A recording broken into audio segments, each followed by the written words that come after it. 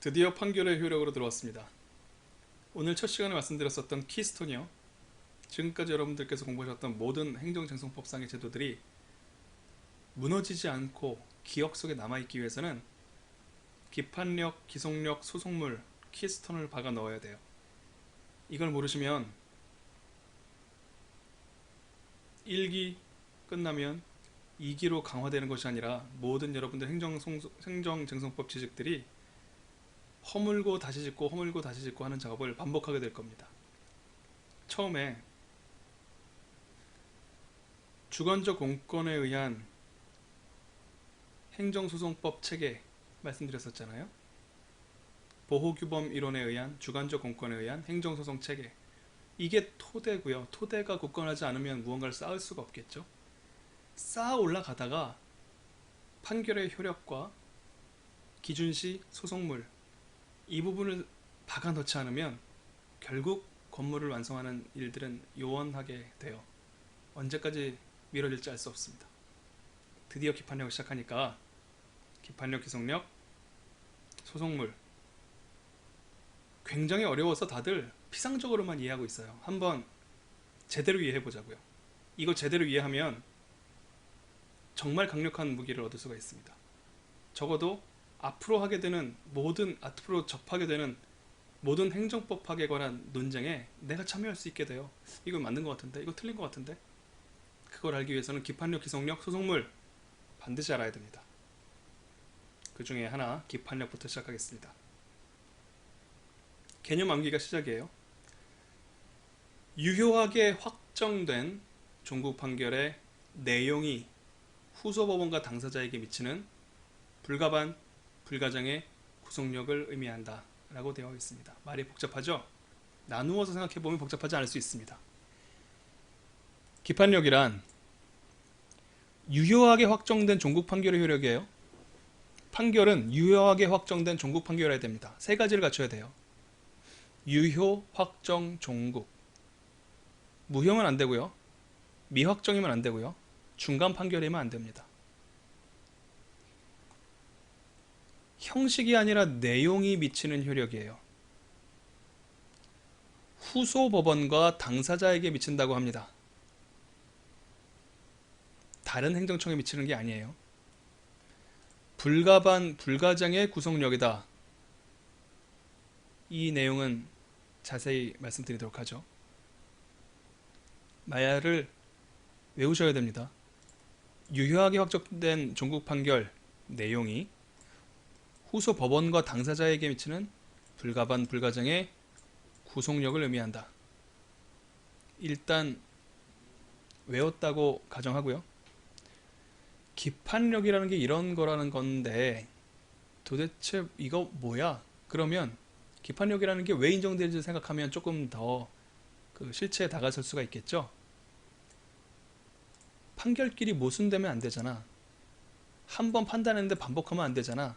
두 가지로 설명하는 방법이 있다고요. 모순금지설은요, 국가재판은 통일되어야지.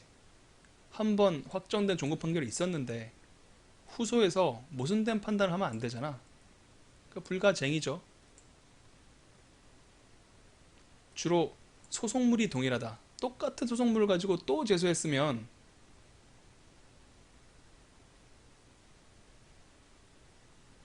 반대로 됐군요. 모순금지설은 불가반을 강조하고 반복금지설은 불가쟁을 강조합니다. 반복금지설은 기판력의 본질이 분쟁 해결의 일회성 때문이다. 그러니까 또다시 소를 제기하는 것 자체가 안 된다는 거다. 불가쟁을 강조합니다. 불가반 잘못된 거예요.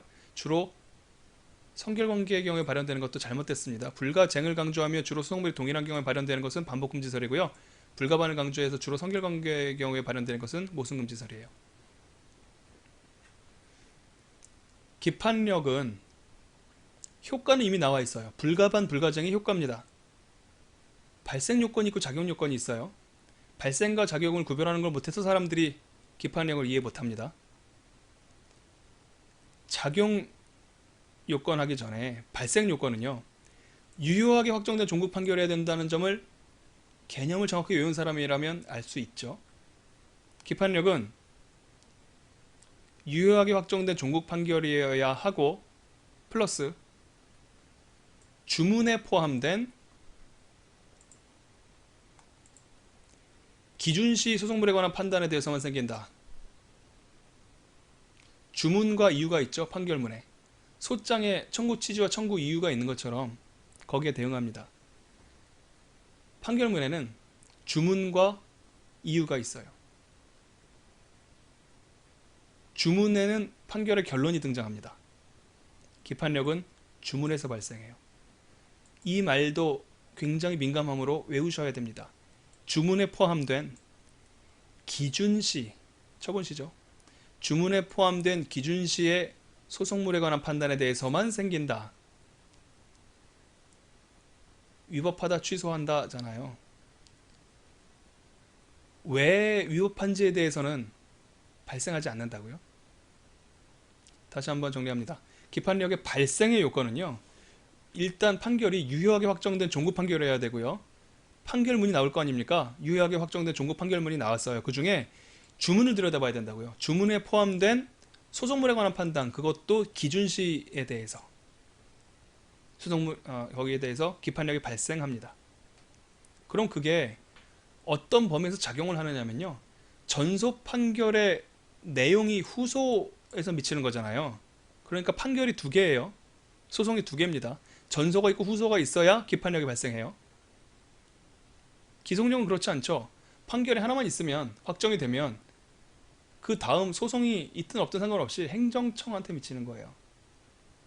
기속력은 후소 법원에서, 후소 소송에서 법원과 당사자에게, 그러니까 또 한 번 소송이 열렸는데 거기에 참가한 플레이어 사이에서 발생하는 거예요. 그래서 당사자와 동일시할 수 있는 제3자한테 기판력이 미칩니다. 후소 플레이어 중에 당사자가 아니더라도, 여기에 승목기태라고 적어드렸었는데 이것까지 알 필요는 없어요. 변론 종결 후에 소송 목적인 권리 의무를 승계한 사람들이 있습니다. 뭐 어려운 이야기니까 알 필요 없고요. 어쨌든 당사자나 거의 당사자 같은 사람한테 미친다 아시면 되겠어요. 여기서 우리가 알아야 될 구체적인 예는 이런 겁니다. 취소 소송의 당사자는 행정청이잖아요. 행정청, 피고니까요. 그런데 그 기판력은 거의 당사자한테 미친다는데 국가한테 미친다고요. 행정청이나 국가나 거의 같은 대상이다 라고 판단을 해준 거죠. 객관적 범위입니다. 전후소의 소송물이 완전히 똑같으면 당연히 미쳐요. 완전히 모순되어도 미칩니다. 선결관계에 있어도 미칩니다. 동일, 모순, 선결 세 가지 경우에 객관적으로 두 소송물 간의 관계가 동일, 모순, 선결 관계에 있는 경우에 기판력이 미친다라고 생각하시면 돼요. 시간적 범위는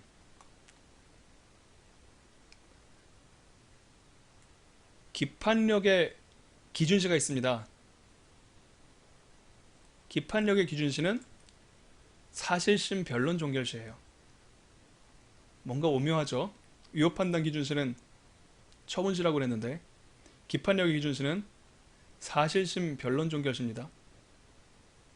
행정소송이 특이한 거예요.